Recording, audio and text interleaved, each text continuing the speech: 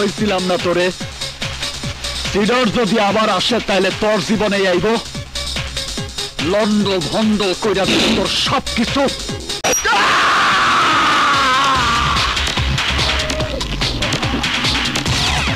সারা জীবন তুই মানুষকে ডাকছ, তারপর আলোচনা শুরু করছ। আজ আলোচনা শুরু করুম আমি।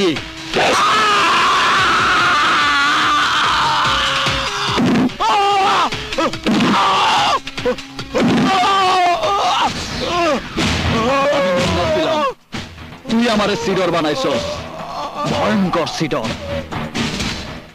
সেই সিডর থেকে আমি আবার মুন্না হইতে চাইছিলাম, কিন্তু তুই আমারে মুন্না হইতে দেস তাই। এইবার দেখ সিডরের তাণ্ডব।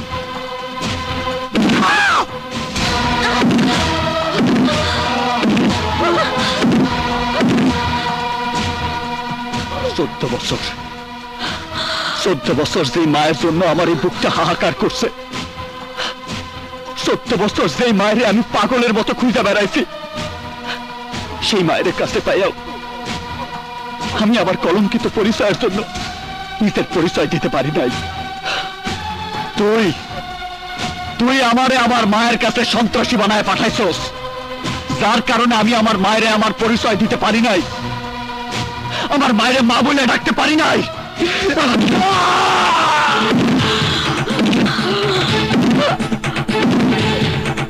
কেন সাদা, কেন কেন তুই আমারে আমার অবুঝ বয়সে পুলিশের প্রিজন ভ্যান থেকে কিডন্যাপ করছিলি?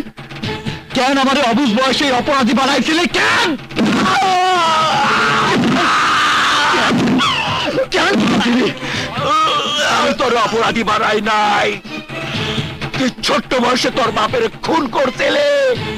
তুই একটা খুনি, ভয়ঙ্কর সন্ত্রাসী সিডর। না, আমি সিডর না, আমি মুন্না। না, তুই সিডর, সিডর। ঠিক করে কো আমার নাম কি?